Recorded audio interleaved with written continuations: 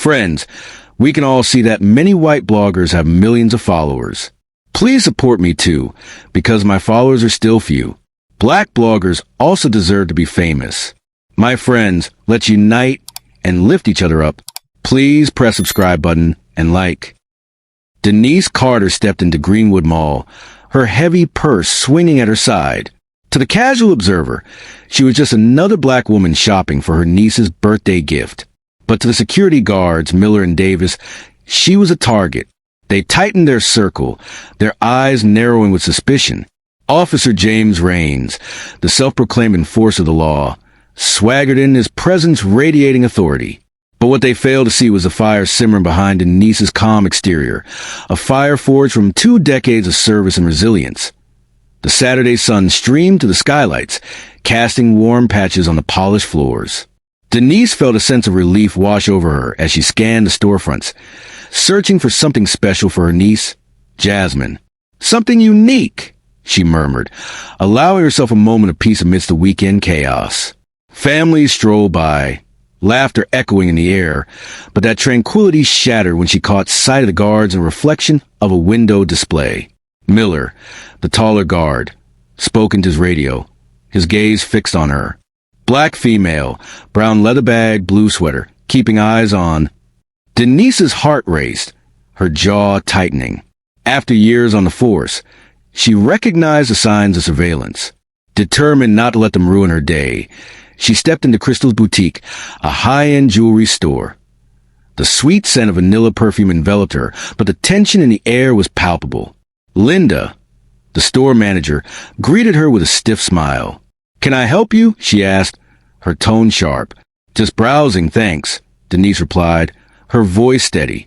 She moved toward a display of delicate charm bracelets, the kind Jasmine had been hinting about for months. But Linda's presence loomed closer, her eyes darting between Denise and her purse. "These are all lock cases," Linda announced loudly. "Items can only be removed by staff." Denise felt the heat rise in her neck.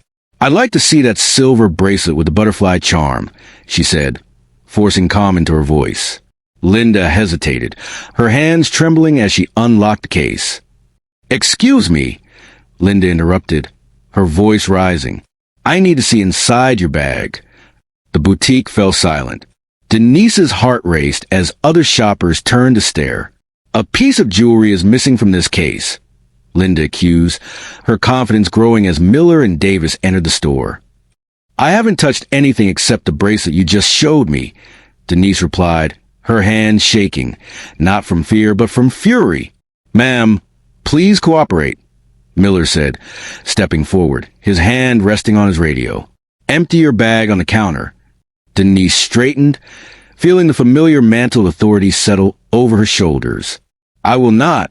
You have no right to search my personal property without probable cause." Davis shifted nervously behind his partner, while Linda's face flushed red. "Either show us what's in the bag, or we'll call the police." "This is harassment," Denise stated firmly. "You're targeting me because I'm black, and I will not submit to this humiliation." Miller moved closer, tried to intimidate her. "Last chance. Open the bag, or things get complicated." Denise stood her ground, her heart pounding but her voice steady. "I'm not opening anything. You have no right, no probable cause, and no evidence. Back off." Miller grabbed his radio. "Code 10 at Crystal's boutique." Subject refusing to comply, requesting police backup. The tension crackled in the air as other shoppers gathered, phones raised. Linda wrung her hands, uncertainty creeping into her demeanor. But Denise remained resolute, her purse firmly at her side, eyes locked on Miller's. "You're making a very big mistake," she said quietly. Suddenly, Officer James Raines pushed through the crowd, his badge gleaming. "What do we have here?" he boomed, surveying the scene. Linda rushed to explain. "She won't let us check her bag for stolen items." Raines focused his hostile gaze on Denise. "Always the same story, isn't it?" "Officer," Denise began, maintaining her professional tone. "This is a misunderstanding that could be easily resolved by." Without warning, Raines slammed her against the boutique's glass wall. The impact rattled the display cases, and several shoppers gasped. Don't tell me how to do my job, he snarled. Hands behind your back now. This is excessive force, Denise declared loudly, keeping her voice controlled despite the humiliation burning in her chest. I have rights, and you are violating them. Raines laughed, yanking her arms back roughly. You've got the right to shut up while I add resisting arrest to your charges. The crowd had grown larger, phones out everywhere recording the scene. Some whispered in disgust, while others called out that this wasn't right. But no one intervened. Denise stood her ground, even as Raines marched her toward the mall corridor. Each step was a study in controlled fury. She had faced down armed suspects and corrupt officers before. She wouldn't be bullied by mall security and a prejudiced store manager. You're making a scene for nothing, Raines announced loudly, playing to his audience. Should have just cooperated. As they reached the mall's side exit, Denise turned to face the growing crowd. Before this goes any further, Officer Raines, I think you should know something. Save it for booking, he snapped, reaching for the car door. I'm Captain Denise Carter, 15th Precinct. Her voice carried across the parking lot. My badge is in my front pocket, which you would have known if you bothered to ask for identification before assaulting me. The crowd murmured, several people moving closer, phone still recording. Raines hesitated, then roughly patted her pocket. His hand froze as it encountered the familiar shape of a police badge. Slowly, he withdrew it, the gold shield catching the sunlight. This is fake, he declared, but his voice had lost its authority. Another charge. Impersonating an officer. The crowd's reaction was immediate. She's a captain, someone shouted. He arrested a police captain for shopping. Denise felt a surge of strength. I suggest you remove these handcuffs, officer, before you dig yourself any deeper. Raines' face turned an ugly shade of red as he realized how badly he'd miscalculated. But instead of backing down, he grabbed Denise's arm again, trying to force her into the patrol car. You're just making it worse for yourself, he growled. Fake badge, resisting arrest, interfering with an officer.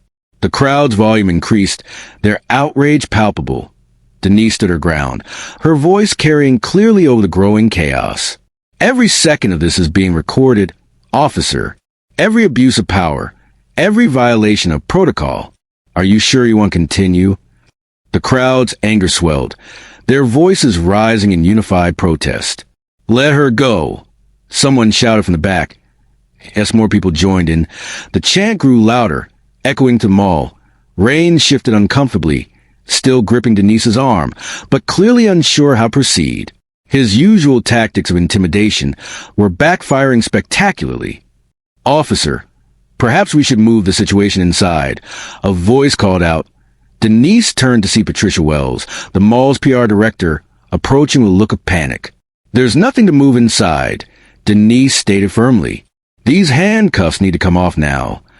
The crowd erupted in support, their chants filling the AI as the chaos unfolded. Denise felt a sense of empowerment. She had faced down the system, and now it was time for the truth to come out. But just as she began to feel the weight of victory, a chilling thought crossed her mind.